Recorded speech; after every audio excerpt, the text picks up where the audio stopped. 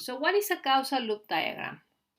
The causal loop diagram can be considered to be a sketch version of a model, illustrating the interconnections between factors in your model. Each factor is illustrated as a node in the causal loop diagram. The causal loop diagram is not an essential step in developing a model, but it is a handy reference when writing a model. It is very useful, by the way, because it can actually tell us where if we have connections or at the end equations that involve variables because they're connected, or the dependency of some variables over the other ones. And also it is useful because we may we may realize that we need to consider some aspects that we did not consider before. It includes, the causal loop diagram includes in general stocks that we have discussed before, flows, and factors that affect the flows.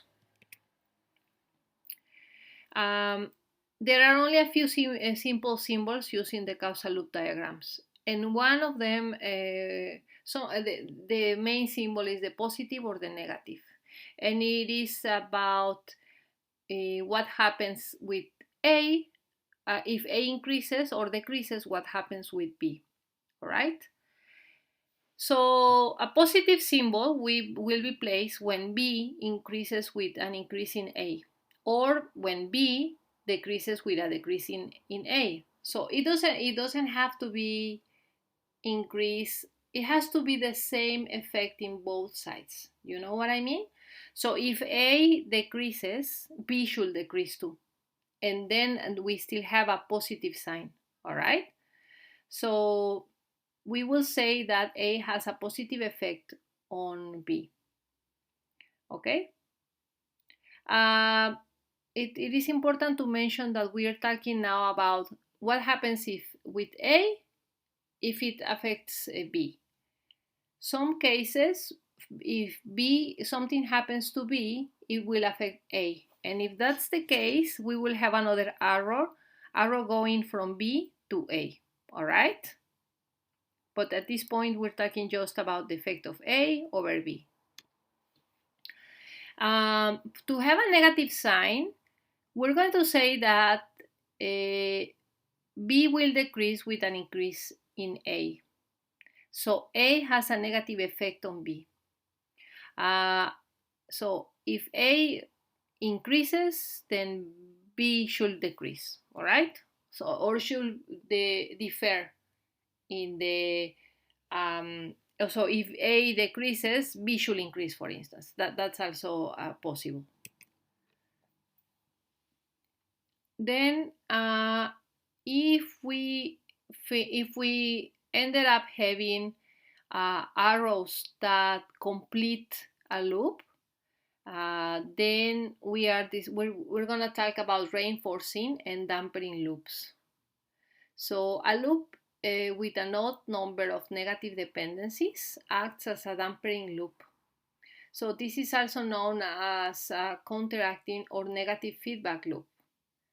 And a loop with none or an even number of negative dependencies acts as a reinforcing loop, also known as a positive feedback loop. So in our example on global warming, on the increase on the release of carbon dioxide from the oceans, we had a reinforcing loop because, as you saw, as you noticed, every step, every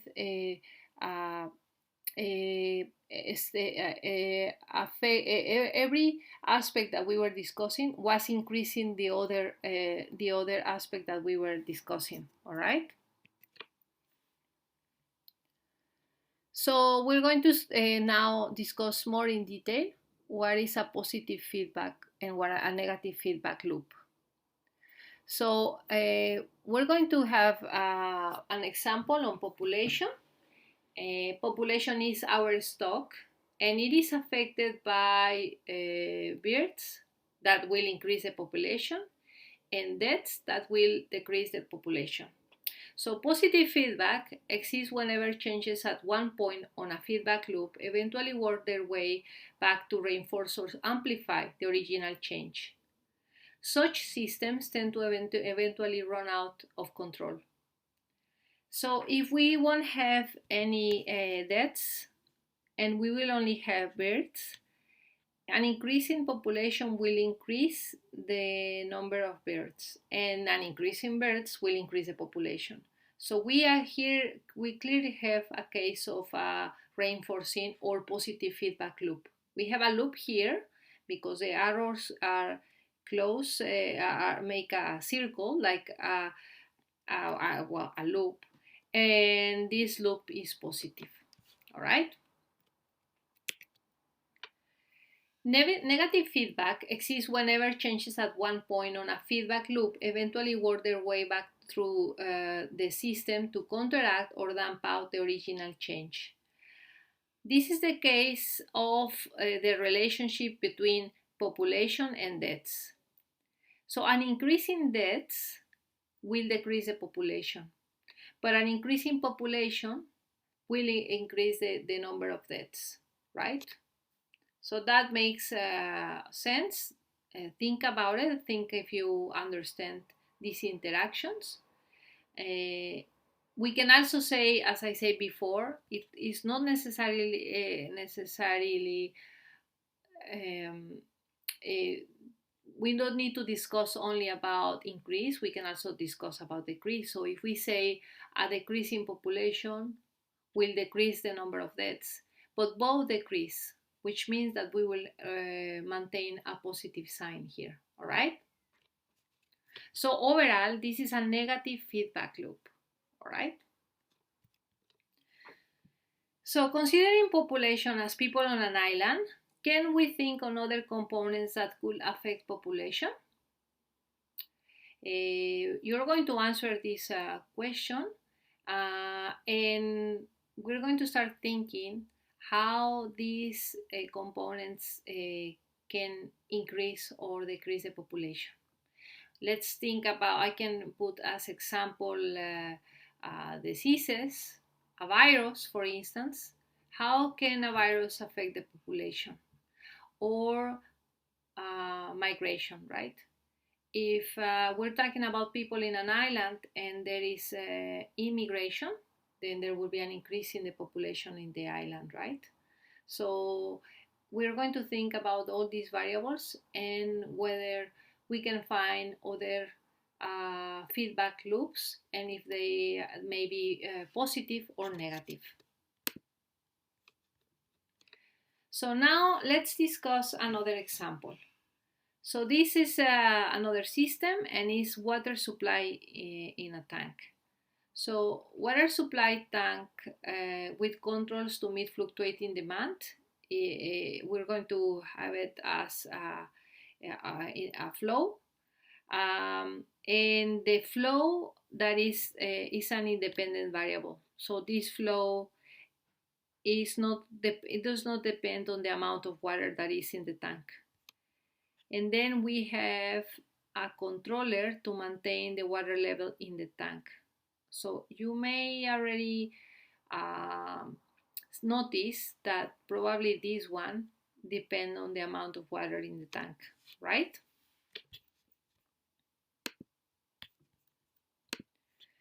So therefore, I depends on the water level in the tank or the flow in, and the Q depends on community demand for water and is independent of the water level. So it is dependent on the community demand, but maybe the community demand is outside the boundaries of the system that we want to describe. So, okay, an increase of flow out will decrease the water in the tank. So, therefore, we have a negative sign here. And an increase in water in the tank will decrease the flow. There won't be need to increase the flow in, right? But and an increase in the flow in will increase the water in the tank, right? So we now have here a feedback loop that is a negative feedback loop. So it will eventually reach steady state conditions. Another example is water in a reservoir. In a reservoir, we have flows, inflows, and we have outflows that can be outflows as demand, as evaporation, and as a spillway flows. All right. So we have F1, F2, F3 as outflows, and I as inflow.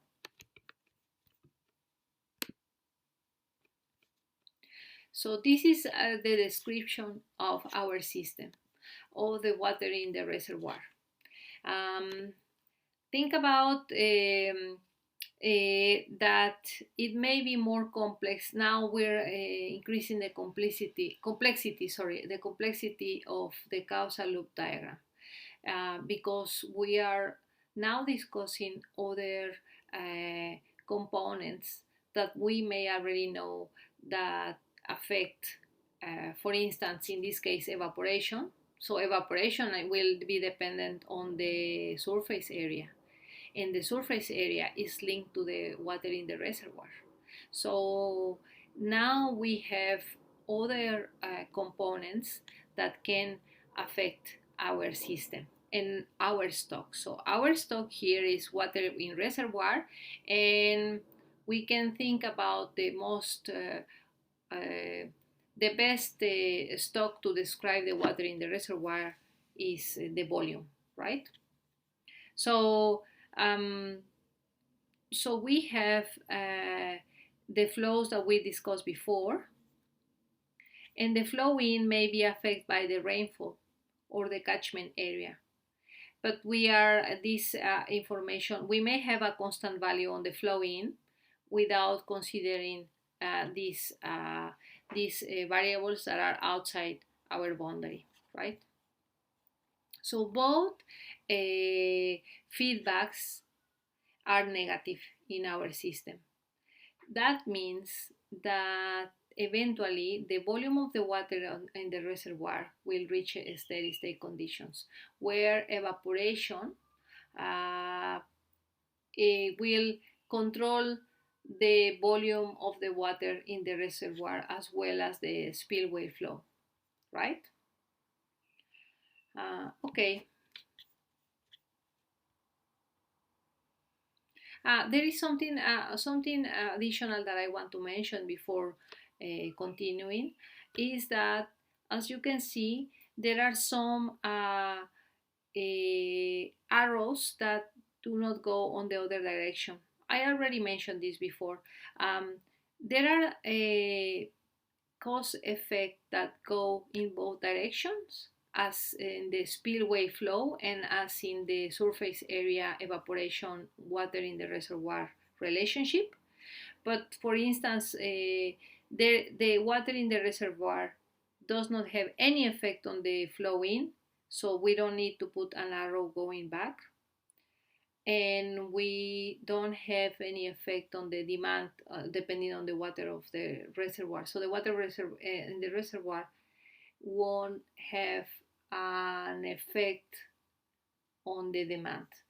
We may have this can of course change depending on the information that we have.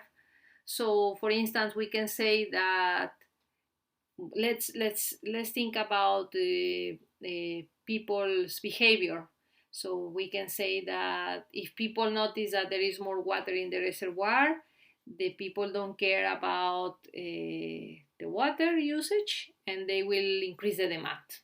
And then that means that we will have an arrow going into the demand.